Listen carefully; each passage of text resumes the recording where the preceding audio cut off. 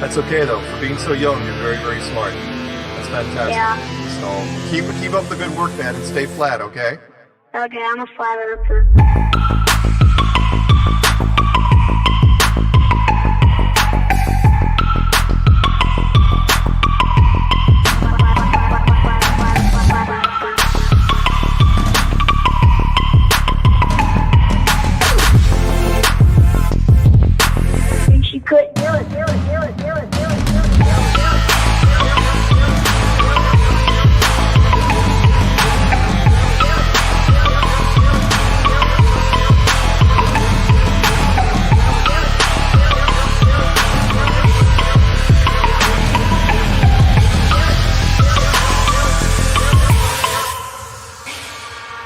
I'm a flat earther, flat earther, flat earther, flat earther, flat earther, flat earther.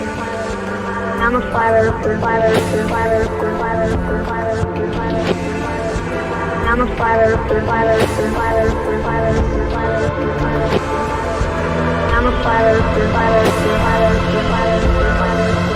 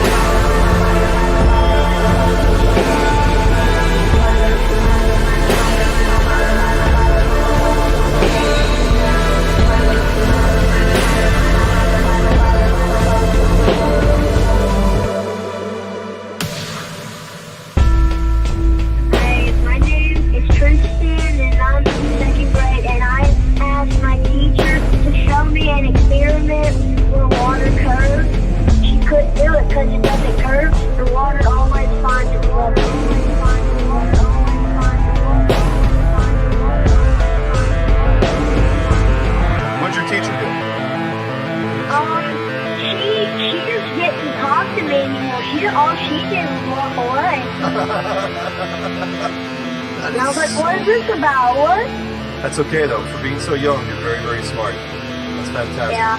So keep up the good work, man, and stay flat, okay? Okay, I'm a flat earther.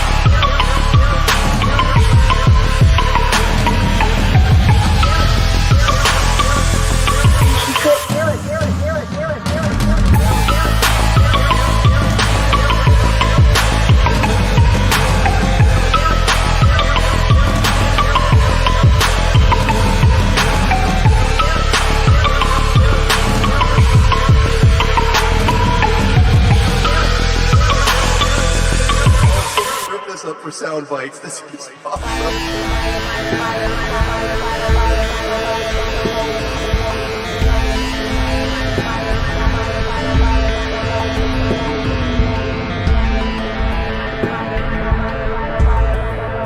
Okay. Good day, everyone. Shabbat Shalom, and welcome to another episode of Anti-Religious Scripture Study with Karen B. and Just Jack. Welcome to episode 17. Hi, Jack. Hi. Don't say that on a plane. Today is not only Shabbat Shalom, but Moed Tov, Chag Sameach, and a lot of other typical Hebrew sayings for this time. It is the middle of Sukkot, which is a week-long party commanded by the Creator in Leviticus 23. And it started Thursday, and we have some friends here, including Alex from Critical Inception, and we're camping and having a good time. I'm drinking lots of coffee and other beverages that make me feel a little funny, and it's been a good time. And I can't wait to see Karen because she's going to stop by sometime this week, and that'll be great. Love seeing her.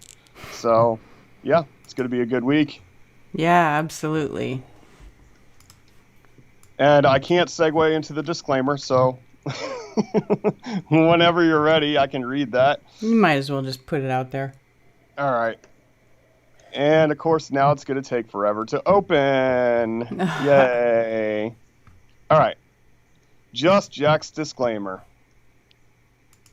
To the religious, if you believe it's wrong to study Scripture outside of your religion or denomination, if you believe your religious leaders or church fathers are incapable of having inherited anti-scriptural traditions of men, if you've already made up your mind about Scripture, including the Scripture should not be studied at all, then this stream is not for you.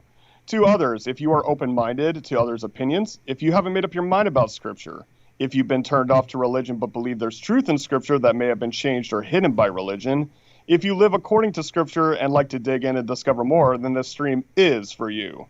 We are looking at Scripture in the original language using concordances or dictionaries for root words, as well as context from a non-religious perspective, as well as life experience discussion. We are not here to argue with others about theology or doctrine by the traditions of men, including Catholicism, Christianity, or Judaism. We will be discussing the importance of origins and show how religions contradict the Scriptures. There we go. Awesome. So do we want to do a little recap of what we did last week? Because last week was kind of a long one. Yeah, we got, and I promised I'd get a couple chapters in, and I did. Mm-hmm. And then this week's going to be really short. So, coming back to the previous one, I think this is a perfect time to do that. So we did 26 and 27. Mm-hmm. So let me pull up 26 here really quick, and we'll see what that was. It's titled God's Promise to Isaac. Yuck. Mm-hmm. Okay, so the first thing is that the promise that was to Isaac was because of his father. It wasn't because of Isaac himself. Abraham was such a connection to Yehovah that Isaac got a blessing by extension. And then the next thing that we looked at here is Isaac and Avimelech. There was yet another king, Avimelech, that dealt with Isaac the same way that he had to deal, the other Avimelech had to deal with Abraham, only he did it in a different way. So when Yitzhak was with his wife, he said that she's my sister, and same as Abraham did with his. But this king was like, get out of here. I don't want nothing to do with you. Get far away from me. And then his countrymen were like stopping up his wells or hijacking his wells. And eventually he saw that Yitzhak was prosperous regardless of the shenanigans. And he made a pact with him. He made a covenant with him. And they had yet another well that is similar in name is Beersheba, but it's just called the Sheva. And that distinguishes between the land of Beersheba and the city of Beersheba, between those two wells. And one of the wells was called Satan. We looked at that. Mm-hmm. So that's interesting for people to like maybe consider looking at the origin of Satan, and that maybe it's not some dude, some invisible bad guy's name, but it just means anything that's in opposition. Mm-hmm. And then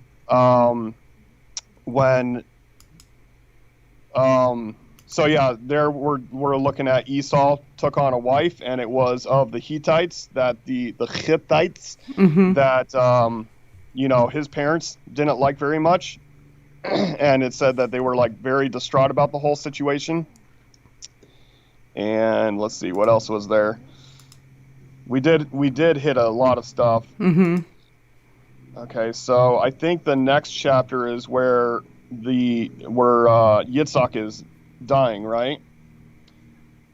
I'm gonna jump to the next chapter. Right. And Yitzhak was growing old, and Jacob put on some Yaakov put on some goat skin to trick his father, to lie to him, and he said there was multiple attempts that Yitzhak was trying to find the truth, and Yaakov was like, "No, I'm your son, Esav. Really, it's me. Smell me, touch me. You know, this is me." And then Esav comes back from hunting, and he's like, "Is there nothing left for me?" And you know, he gave it up. He gave it up twice. You know, so his mother tells Yaakov to get out of Dodge and you know, go back to her family, which, you know, if you remember the story of Rivka, that this is where she gave water to Avram's servant, just like he asked the Creator, she gave water to him and to his camels to fill, and then that became his wife. So we're going full circle. Yaakov's going back to Rivka's hometown, and that's where we're at now. Right. Okay. And he's like, "Don't you dare marry a daughter of Chet." Right. Well, Like that's Prophet what Rivka says to Yitzhak, right? If At the very end. Yeah, if Yaakov takes a wife from the daughters of Chet, like those who are the daughters of the land, what is my life to me? I'm gonna die. If my other son, my favorite son, marries a Hittite like Esav did, I'm gonna die. That would be the worst thing for me. That's basically what she's saying. All right. And that's where we're at. Yep, we're starting verse 28. Any word says, "Does the word God made money?" I heard that recently. Yes. Yes, God means prosperity, deity of Babylon. It's about fortune and money and greed and all that jazz. What's the number again? H. Hold on. I think it's. Oh my gosh, I usually can remember it like right off. I know the you cuff, say it all the time, and then I type it in, and it comes right up. I think it's oh my gosh, I'm brain farting. Guys, I've been sleeping very little and partying a lot, so bear with me. Hold on. But yes, God means I think it's 46 or okay, sorry. No, it's 1408, 1409. Sorry. There we go. Fortune, Babylonian deity of fortune. From 1409. From 1409, which is God, phonetically God, fortune. Yep. Wealth. And that's why when the tribe of Gad, which we're going to run into very shortly because it's a child of Yaakov, but the child Gad is named by his mother, who is someone who does a lot of different deity worship, and she calls him God because Elohim has fortuned me. He's given me a fortune. He's given me multiple children. But they change it to troop because later on they decided that, you know, what's a way we can spin this, really? That's what I think they were doing. Because they can say troop is just a fortune or a multitude of peoples. But if you look at it in its context, everywhere where God shows up and you just translate it as fortune or prosperity or anything else like that, it works in every case. Where troop is not necessary. I don't even, yeah.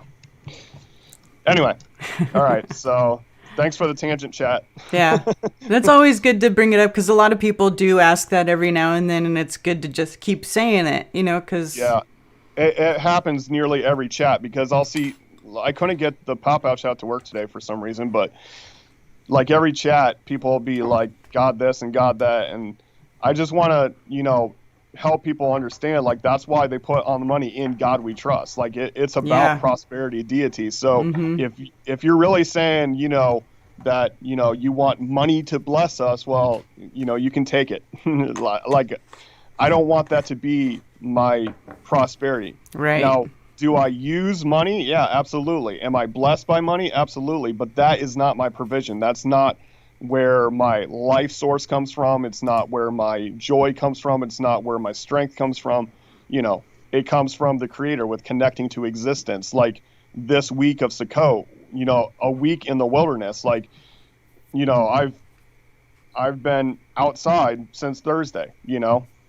I go in to make my food or whatever, but then I'm right back outside, and it's great. Karen can verify that this week, just so happens this week, Thursday night, the weather just dropped. Like, it got cold all of a sudden, and it's like, isn't that a convenient coincidence that as soon as Sukkot starts, the temperature drops so that you can have a nice comfy sleep. You get some blankets and you're cuddled in your tent and, or your sukkah. It's great. I love it. My wife loves it because, typically when we're in the house together and we're sleeping, we don't get to cuddle much because it's too hot. And now it's like, come over here, cuddle in with me. So it's great. I love it. So many tangents. Sorry. Yeah. And actually, today is the equinox for our area. Today is the closest to equal day and night here. Makes sense. Yeah. Right in the midst. Yep. And also, it's always by the light of the full moon as well. So you can stay up late and party and you got light. And, it was so bright last night that you couldn't even see the stars. Yeah. So. Yeah, the moon has been pretty bright last couple days. Yep. All so right. Anyway, thanks for the tangent, guys. Yeah, that's cool. Always good. Cheers. Yeah, I thought that was going to be a short one because it's a short chapter. We only got 22 verses, so. Right. All right. Where are we at? Here we go. All righty. Okay, 28, chapter 28, verse 1. And Itzhak called Yaakov and blessed him and commanded him and said to him, do not take a wife from the daughters of Canaan. Well, I thought he said, don't take of the wife of the Hittites. That's what I thought. It's by extension, because Canaan, from the descendants of Canaan, Canaan, okay, the Hittites come out of that, and that's the local tribe of Canaan near them. And if you remember, these are the people that they deal with where there's no law outside the walls for them. That's their tribal policy. So that's why they'll go out and steal your wife or, whatever the case may be, which is why they started the pattern of, saying she's my sister. Right. Okay. Arise, go to Padan Aram, to the house of Betuel, your mother's father, and take a wife for yourself from there, from the daughters of Lavan, your mother's brother. Right. So Padam Aram means the redeeming exalted. So it's the exalted redeeming. And then Betuel is the house of El. Yes. Right. So like Bethel is house of El, but the Vav in the middle means you're doing it. Like it's the action of house of El. Okay. And it's gonna be interesting because Bet El is gonna come up again shortly. So that's why I'm pointing this out. And Lavan, of course, is the mother's brother who the servant of Abraham met and said, I'd like to take your sister back to my master because he wants a wife for his son. Okay. And El Shaddai bless you, and make you fruitful, and increase you, and you shall become an assembly of the peoples. I think that's pretty clear. Yeah. El Shaddai is, the strong leader destroyer. Like there's nothing he can't conquer. He's the boss man. Mm-hmm. And give you the blessing of Avraham to you and your seed with you, so that you inherit the land of your sojournings, which Elohim gave to Avraham. Okay, so here Yitzhak is not blessing him with himself, right? He's like, he was so tight with Yehovah, so, I want you to have that connection that Abraham had, right? Not as like a second generation, but like tapped in to Elohim. So Yitzhak sent Yaakov away, and he went to Padan Aram, to Lavan, the son of Betuel, the Aramean, the brother of Rivkah, the mother of Yaakov and Esau.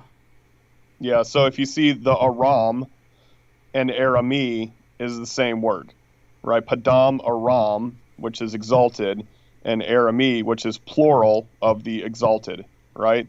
And then today's vernacular, they're called the Syrians. Okay. And there is a Hebrew word that's closer to Syria in Hebrew, but they're not called that yet. And that happens later on. Okay.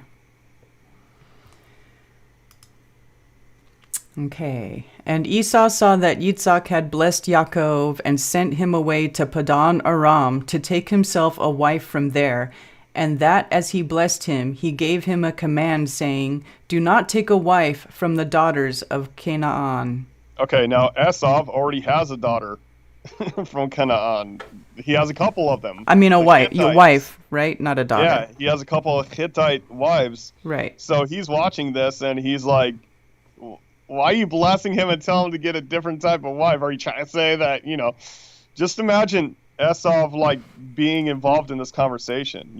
There's a point to, showing this. Like, it's going to cause Esau to be, a little bit more jealous, a little bit more wanting, Mm-hmm. And that Yaakov had obeyed his father and his mother and had gone to Padan Aram. So Esau saw that the daughters of Canaan did not please his father Yitzhak. Yeah, it's worse than that. It says dysfunction. And Esau in other words, it was evil in their eyes.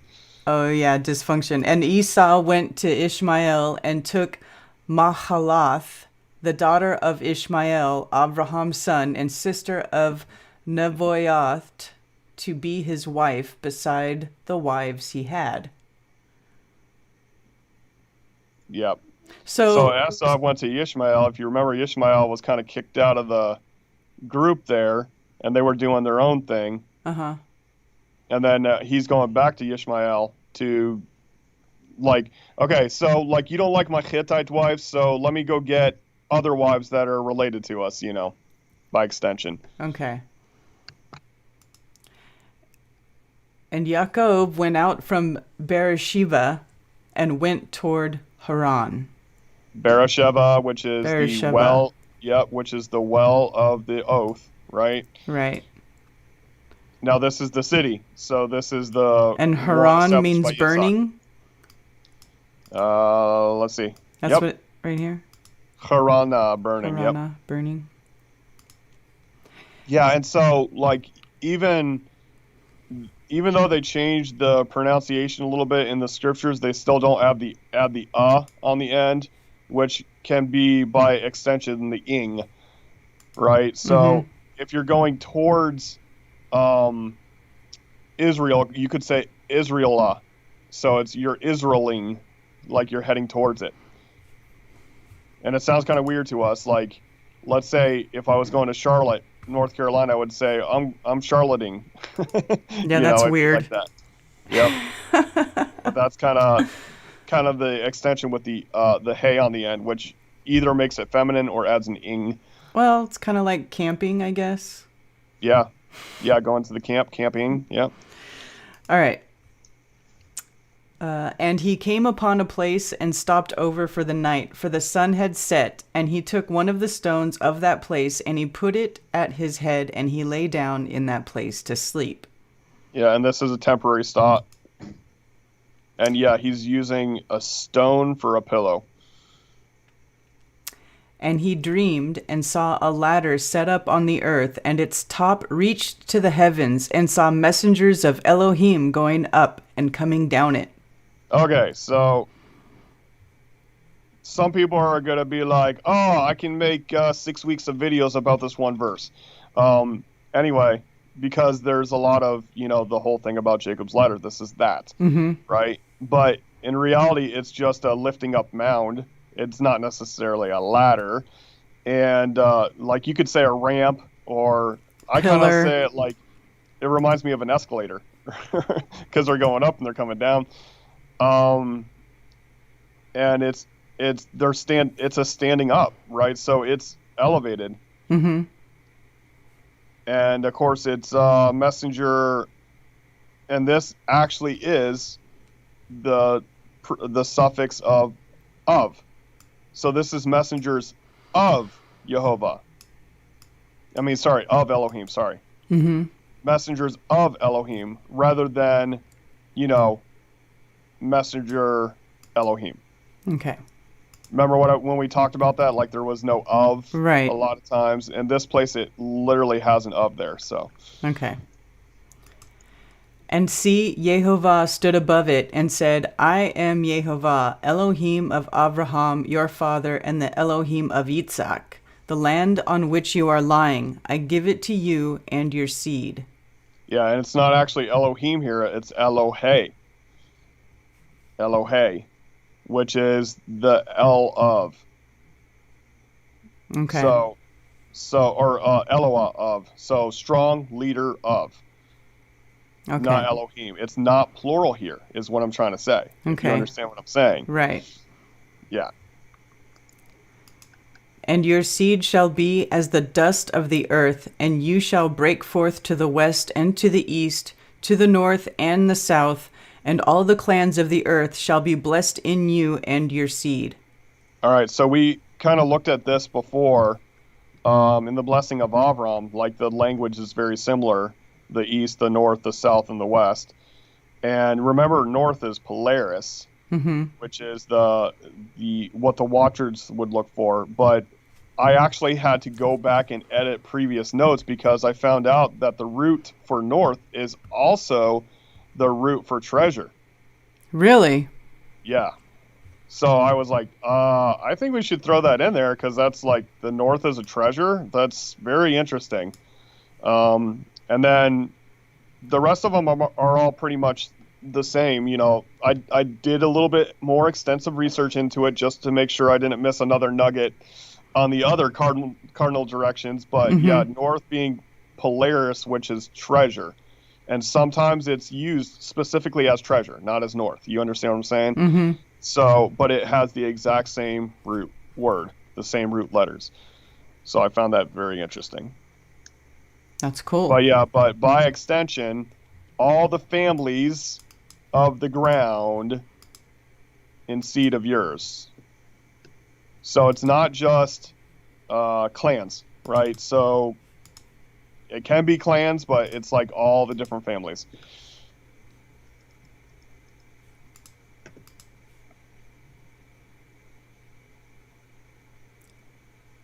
I'm trying to find where You have to. Can you see okay, it in so here?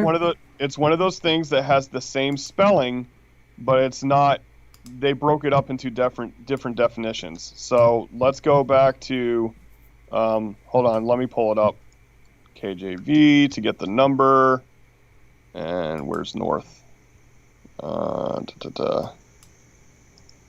me out on it. Call me out. That's good. I'm just curious. I want to see. It's good. I'm commending you. I'm applauding you. Good job. All right.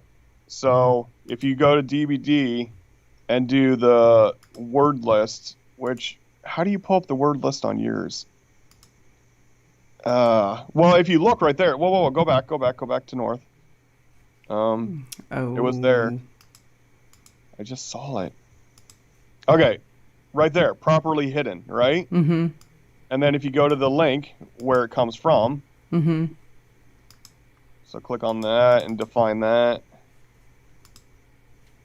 How do I make it go? They I thought it changed was something where I thought it was right-click define, wasn't it? Yeah, it was, but when you're already in the definition and you want to go back, then they don't make it easy to keep going to the root anymore. It's like they changed it. Gotcha. Okay, so here you see it's, hide and hoard and protect and all that stuff, right? So now go back, using that same number, go back to the ancient Hebrew. And it's both Sadi, Pei, Hide treasure. There it is. Yeah. Boom. The hidden treasure. The north is the hidden treasure. What is hidden? Oh, that is interesting. Yep. And it totally makes sense with everything. Yep. So that's why if you look at my definition there, it said hide, hid, watch the collection, treasured, right? Yes. So that is very interesting. Like none of the other cardinal directions have anything that deep attached to it. Right. So that's, yeah. Okay. All right. And see, I am with you and shall guard you wherever you go and shall bring you back to this land, for I am not going to leave until I have done what I have spoken to you. Okay. This is a serious promise. He did not give Yaakov, or Yitzhak, sorry. He did not give Yitzhak the same blessing. If you remember how he blessed Yitzhak, he's like, your dad was so good, I'm going to hook you up, right? Right. But Yaakov, he knows Yaakov's heart, and he knows Yaakov is all in. And that's why he was the one that got the blessing. That's why he was the one who got the inheritance. You know, he had favor in the eyes of the Creator. You know, he saw the future that Yaakov could have, and he saw the future that Esav could have, and he's like, I'm backing Yaakov, right? Right. And it says, guard and protect I do completely that which you walk, and return I do toward the ground, because no leave you again. That which I do make action to that which causing order to do. So this is my word. So it's not just I spoken it to it, it's davar. This is my word. And this is important because a word is different than just speak. So there is a word that speak, which is amer, and that just, you know, and he spoke and said, blah, blah, blah, blah, blah, blah. But this is like, I'm giving you my word, right? It's like that. Okay. And Yaakov awoke from his sleep, and truly Yehovah is in this place, and said, truly Yehovah is in this place, and I did not know it. Yeah, and awoke from sleep is interesting. It's a cutting off of the divide. So asleep is like it's the other side, so to speak. It's the second part. It's the divide. That's an interesting way to look so at it. It's like the root of shin. If you remember, shin is two teeth. That means to divide or or separate, you know. So that's the root of it. So he's cut off from the divide when he wakes up. Okay. And he was afraid and said, how awesome is this place? This is none other than the house of Elohim, and this is the gate of the heavens.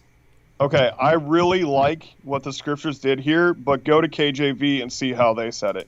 Okay. And he was afraid and said, how dreadful is this place? This is none other but the house of God, and this is the gate of heaven. Okay, so afraid and dreadful, and then go back to the scriptures version. How awesome is this place? Yeah, he said afraid. They said afraid there too, but this is that thrown back. Afraid right? and awesome. So if you're like, whoa, like you could do that out of fear, or you could do that out of awe, right? Right. And you know, I always hate this stuff because, like, you know how it says like dreadful and stuff like this. Like back in the day, and awful also. Back in the day, Old English, when it said dreadful, it could be a good or a bad thing. In the Old English, like it's just something that's so severe reaction that it causes dread. Like even excitement is considered dread. Okay. Right. But it's like, if you think about like even today's English, it sounds really screwed up because we have awful and awesome, right? Right. And if something is full of awe, it sounds really cool, right? But no, awful is bad. Right. And awesome, just a little bit of awe is the best. Right. It's all screwed up, man. That's English, funny. like English is screwed. Yeah, English is screwed up. So I like the way that they translated this. How awesome is this place? But the afraid part I don't agree with. So I just Right. put, and he's thrown back. What continuance of throwback? Okay, so continue, do, thrown back, right? Mm-hmm. Like this is whoa, like Yeah. like super whoa. Okay. So he just had his mind blown. Yeah. I mean, wouldn't you? Like, Yeah. And like Yaakov, you're watching through the veil, so to speak. You're seeing the other realm, right. how the messengers travel from the seen existence to the unseen existence and back. Right. You know, that's pretty amazing. Yeah. And Yaakov rose early in the morning and took the stone that he had put at his head and set it up as a standing column and poured oil on top of it. So as a monument, right? Uh-huh. I'm going to go back for a second. We'll go back to 19 in a second, but I want to go back for a second because I wanted to show you this ladder thing. I don't know if it shows up on your side, though, the way what I'm going to look for. It's on verse 12, and then... Verse 12. Yep, This one? yep, and then change it to KJV+. Plus. So you can see the number there. Okay. And then after ladder, that H5551, Uh-huh. right click on that and then do a search for it on how many times it shows up in the scriptures. Once. So how do they like determine what that word means, right? If they already have a preconceived idea of a ladder, right? Mm-hmm. Now it's something that has something to do with an elevation and it has to do with a lifting up. Mm-hmm. But it is not clear that it's a ladder. I just Right. wanted to put that out there because it could be any kind of elevated device, right? It could be anything that elevates them up and down. It could be electromagnetism. It could be electromagnetism. Like I said, it could be an escalator, right? It's a spiritual escalator, you know. Mm-hmm. But what it's doing, what he's looking at, it's hard for him to even comprehend it because he's seeing, you know, them going from one realm to the next, right? Right. So I just wanted to point that out that, you know, if you think that they got it down, like, oh, they know this word is ladder, you better look up, you know, how many times it even shows up. You know, how do they define this word? And there's a few of them like that within the first couple of Genesis. It's like, you know, where I'm like, I don't know why they defined it that way because the root of it means this. So why are they jumping to there? Mm-hmm. So I think we get into that in a couple verses here, actually. Okay. But yeah, let's go back to 18. I think we were. Yeah. Okay. So we're on verse 19 now. But I had to point that out, I don't know why I was told to go back to that verse, but I just felt like it was very important to show that to people. I think it's interesting that it only shows up one time. Yeah, and so they take their best guess, if you will. Right. And he called the name of that place Beit El. However, the name of that city had been Luz previously. Yep. So Beit El, if you remember, we were talking about him going to Betuel, and now he's at Beit El, which is House of El. Mm-hmm. And Yaakov made a vow saying, "Seeing Elohim is with me and has kept me in this way that I am going and has given me bread to eat and a garment to put on, when I have returned to my father's house in peace and Yehovah has been my Elohim, then this stone which I have set as a standing column shall be Elohim's house, and of all that you give me I shall certainly give a tenth to you." So he's inspired to give the tithe. Now, Abraham was also inspired to give the tithe when he interacted with the Melchizedek, the righteous king. And when you see further, in the scriptures towards Exodus, there's a major distinction for the tithe, and I wanted to hit on this too, and I'm glad it was in this verse because it's the tithe is for the widows, the orphans, those in need, and the Moedim. That's the only thing that the tithe is supposed to be designated for. So, if people want to donate for any reason, Donations are different than tithes because, I'm not a widow, an orphan, and currently I'm not one in need, praise Yah. But, I want people to understand, like, you're not supposed to give your money to worship leaders or building propagators or whatever you want to call them, car buyers, You want to be careful to take. It actually talks about guarding your tithe. That means that you're taking full responsibility. You're not just giving it to some dude and say, well, what he does with my tithe, that's up to him. No, that's not how it's supposed to be. You take care of that. I put away my 10%, and that is my responsibility. Okay. I had to put that out there because I know there's a lot of, people that are transitioning out of churchianity and whatnot, and it's a big business, and that one of the things that they say is that the tithe belongs to the church, but it doesn't.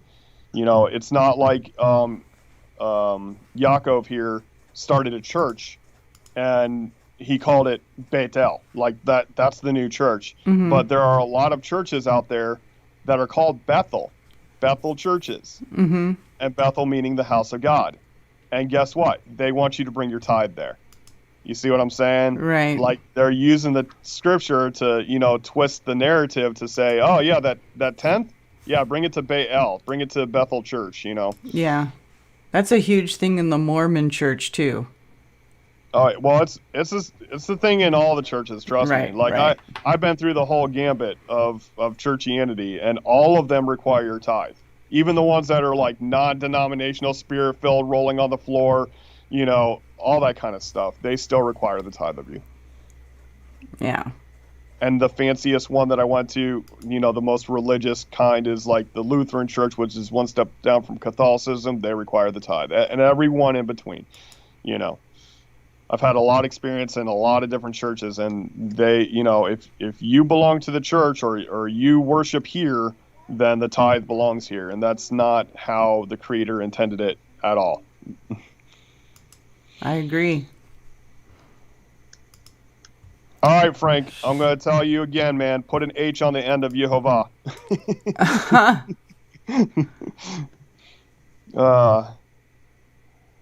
Yeah, vacuum tube, Jacob's ladder, yep, the scientific hijacking. And people talk about DNA being Jacob's ladder and stuff like that. Look, if you allegorize it too much, then you're missing the plain truth, right? You're missing the surface information. Mm-hmm. You got to be careful about doing that. That's what I said. If you say Jacob's ladder, if you talk about this verse is about Jacob's ladder, people will make 6 weeks of videos about it. It's just, a vision that he saw of going from the physical to the metaphysical. It's funny as we go through this, there's a lot of parts that in this book that people have made a huge thing about and make to be a much bigger deal than really it is. Yep.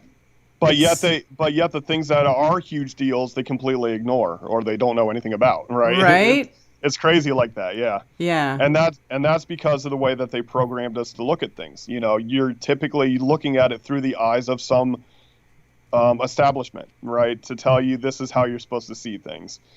So like, Genesis 1, the creation story has been read so many times by so many people, and it's like it's become this, this petty little, snippet story. But then when you break it down in the Hebrew, it's profound. Like it's full of scientific information, it's full of metaphysical information, it's full of esoteric information, it's all there. Mm-hmm. But, they're never going to see that because that's what they do. They've made it so minuscule when it's so powerful, and then stuff that's, they blow some little thing into huge proportions, Yeah, exactly. That's crazy. So Frank Logic came out and visited me last week, and he was at the I just told you earlier, I can't think of it. Oh, Georgia Guidestones. He was at the Georgia Guidestones, and I'm like, I'm only an hour and a half away, man. Come visit me.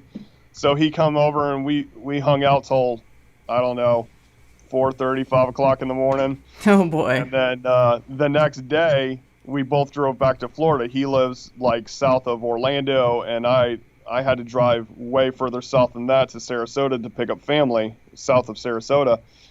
And on the way, I went and I met another guy, Chris, that Frank introduced me to. He was my my second one-on-one phone call was Chris. So it was really cool to hang out with these people, and they're keeping Sakota right now and camping and enjoying the nice weather change. Yeah. How's weather, Frank? How's weather? Well, from what I understand, Florida is always warm. Oh yeah, I lived there most of my life, and like you could go outside and be dripping with sweat within a second. High humidity, high heat, because it's surrounded by water, and the oceans and the Gulf just cooks, and all that steam just builds up on Florida. Oof. Looks pretty though. Yeah, it's nice. I mean, it's like, people were like, if I lived in Florida, I'd go to the beach every day. And I was like, well, you do that for a while, but then then you get used to it. It's just like anything else. Yeah. Where after a while, it's like, okay, so do we really want to take the children to the beach and then have the car covered with sand everywhere and in your crack? And it gets complicated, Yeah. All right. So I'm just scanning the chat here. Yeah, I agree. Ammo walk, referring to the Hebrew roots. If you attach yourself to any label, you're screwed, right? So the way that I came to Torah truth was through the Hebrew root movement. But then they have a certain line that they won't cross. Like, okay, this is the way we understand it. There's no other way to explain it, et cetera, et cetera. And then they bring in other stuff like, Judaistic numerology and Kabbalah and all that other stuff. And they start, I know people that are like, I call them like loophole believers. Like, how can I get out of doing what it says if I can theorize a new spiritual definition for the word that I don't actually have to do it type of thing. So it can be, it's a good introduction to the Torah because most people are coming out of churchianity and hearing about the Torah for the first time. But yeah, I'm not Hebrew roots. I used to be because I wanted the title. But now I just tell them I'm a scriptural literalist skeptic. And people don't like the word skeptic when I'm talking about my faith. They're like, how can you be skeptical and have faith? Well, that's because I'm constantly questioning my belief system to make sure it's right, to make sure it's lined up, because I've changed over the years and I continue to change. It's a growth process. You start understanding how the Creator works a little bit more. You learn the nuances of what, connects you and what disconnects you, Yep. All sorts of stuff like that. Yeah, see, Frank lives in Florida. He says he hasn't been to a beach in a while. Yep. The church decides and declines whoever they want to help, and the buildings get bigger. That was one of the first tells. The reason that I even came to this whole belief system and looking into stuff is I was actually training to be a pastor. I was 1 week away from being named an associate pastor. And when I came to Torah, I did my first teaching on that subject, and it was well received, but then the pastor started teaching against everything because he couldn't have that because, one thing leads to another, and then you no longer need a building, you no longer need tithe, you no longer need a pastor as your spiritual authority, all that stuff. Oh my gosh, you don't need all that stuff? Nope. You mean you can be responsible for yourself? Imagine that. You can think for yourself? And I mean, when you Karen can be a good man without somebody telling you have to do certain things? Well, it goes both ways, right? You can be an asshole all by yourself without an invisible bad guy telling you how to, right? Right. But when Karen comes over here, and Karen and oh my gosh, brain fart. Oh my gosh. And Karen comes over. The guy over. that lives with you, I can't think of his name. Ted? Ted and Brian. Oh my gosh, yes. Okay, so when they come over here, yeah, I know Ted Sommer. I don't know why. It's probably from all the sleeplessness and partying. I have to blame it on Probably. that. But anyway, when they come over here, we're having assembly, right? We're assembling and we're questioning things, and we're interacting with nature, and we're interacting with Bang Bang for fun. But that's a true assembly. Nobody's in charge. Nobody's telling each other what to do. We contemplate things. We talk about things. You know. Well, That's a and when true all assembly. these people in the Bible talk to Yehovah or the Creator, none of them go into the church first. Right. In fact, I don't see when- any of them talking about going to church. Nope. In the future, like they had the tabernacle in the desert, right? And when they got established in the land, King David says, "I want to build you a temple, a building." And he's like, "Well, what do I need a building for?" Like, he actually questions it, and he's like, "Well, I see that your heart's in it, so I'll let you build the thing." But like, that wasn't even the plan of the Creator to have a building at all. Right. That's man's idea. Like, we need a place, we need a dedicated building to say this is your place. Where, Yaakov here, he takes a pile of rocks, pours some oil on it, and he says, "Here's a place." Right? I mean, this entire place, anywhere you go. Yeah, and it's just like this place, my property. I've dedicated it to the will of the Creator. And when I have people on my property that are going against the will of the Creator, like if they're creating strife, or if they're speaking against that there is a Creator, or even if they push the globe Earth too hard, I'll say, "Well, this property is not for that. Bye. Take care. Take care of them behind that." And when we had some code enforcers come out here early in the days when we first moved out here, I explained to them, like, "Yep, I don't need you on my property. Take care of them. Bye-bye now." And they left. That's funny. Critical Inception, Alex says, "We definitely have fun with Bang Bang." Yeah, we did a little shooting last night, and him and my brother shot down the day before, and yep. Yeah, we exploded a watermelon. Nice. Yes. Gaseous brain today, yeah. I'm floating, for sure.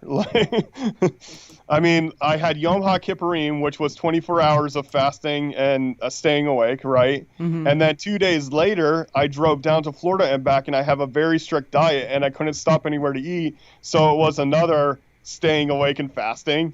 So by the time I got back, I was freaking high as a kite, man. And I've taken a couple naps since then, so I've come down a lot, but I'm still a little, spirit-minded, if you will. I'm kind of like half into it, Mm-hmm.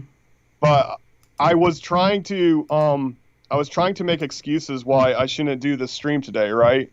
Like, a lot of stuff's going on. I'm super busy. I barely got this chapter translated, and I was like, well, I don't think I'm going to do it. And then that night, like, I was convicted because I took some time to do some CAD work yesterday, and I was like, I'm not going to take time to do the translating, and my CAD work crashed, and I lost all the work that I did, and I automatically thought you should have been translating scripture instead. And I was like, okay, fine, I'll do it tomorrow. And then I texted you, and I says, maybe later. There's no way I'm going to get up early tomorrow, maybe around 3 in the afternoon. Mm-hmm. And then I was woken up at 7:30 this morning, and all I could think in my head was translate scripture. And I was like, dang it. All right, fine. You win. So then I came in there, I got up and I set up all the equipment. I'm on the porch right now. I'm typically, in my bed because that's my studio. But I'm going to change the background effect now that there's not people walking back and forth. But you can see I'm on my porch. There's my front yard. Mm-hmm. There's the trees. And, there's Alex Critical Inception's tent. And there's a dog. You can see the dog. And, yeah. So, anyway, yeah, we're having a blast, man. It's been a great week so far, and it's not done yet. And then next month, we have Flattoberfest. So that's right, awesome. Flattoberfest. It's going to be a good couple months for me. It was a really hard early part of the year for me, but everything's turning around, and I love the way things are going. Yes. Awesome. Fantastic. All right. And as far as you heart spamming dudes, you know that's naked lady butts and the seed of abortion. I've told you many times. You know it. Zulu knows. Zulu knows. Yeah, Zulu knows, and he uses them the most. How do we keep Sukkot? Okay, so Sukkot, straight up, it's about dwelling in the wilderness for a week, and it also commands that you must celebrate. So it is a 7-day wilderness party, is how I explain it. It's that simple. The root of Sukkot, the oak makes it plural, and a suk is a thicket or an intertwining of sticks. So it's a temporary dwelling made of sticks. You know, the simplest way you could do it is to pitch a tent, right? But you know, if the weather permits, then I'll build an actual sukkah. I'll actually cut down branches and intermingle them together and make like a makeshift tent. But there was a lot going on this week, and we just pitched a tent. So, but it's been, yeah, we have like 5 extra guests that we were not even expecting, and that's another thing that Sukkot's about. It's about assembling, getting together with, you know, like-minded peoples and hanging out and partying. You're not supposed to do it alone.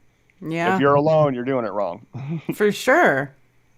You're supposed to be together, you know, and that's part of, you know, this is actually great because look at what they're trying to keep us from doing now. All these bastards, these evil government bastards trying to keep us from getting together and being together. And that's exactly what we need to keep doing. So it's great. The creator commands it for a week every 6 months. You have to get together. You have to have a party. So there you like, go. Not just get together, but you have to party too. You got to like unwind, you know, for that 6 months. Right. There you go. Decompress. Decompress, exactly. Everybody should do it. And the wilderness one is, I mean, it's quite obvious. You know, once you get into wilderness, you can connect to the spiritual more and to the creator. And, you know, I watch a lot of, you know, YouTube, and sometimes I even watch Mind Zombie TV. And for this whole week, I cut myself off, you know. Mm-hmm. Like, you know, this is probably the only YouTube really I'm going to be paying attention to, you know? Yeah. Alex and I went down memory lane and we watched some of the old videos that we first got into in Flat Earth, you know, so that was pretty cool. Mm-hmm. But, yeah, I'm not even catching up on my YouTube videos, so. I'm not on YouTube very much these days. I'm trying to not use YouTube so much, and I'm trying to get people to transition off of YouTube. Yeah, nice segue. Everybody subscribe to Karen B on Rockfin. Well, or Twitch. I stream on email. Twitch too. I might as well bring this up to you. I got an email the other day on how to support me. It's in the description of the video. Yeah. YouTube. Everything's in the description on YouTube. I can't fit as much in the description on Rockfin, but on YouTube, all the links in the description are there for Jack's Patreon, his email, his channel. It should all be in there. Yeah, and I don't know if you want to share, maybe not, but if you look in the chat, our chat of this Skype, I sent you a screenshot of my Cash App card.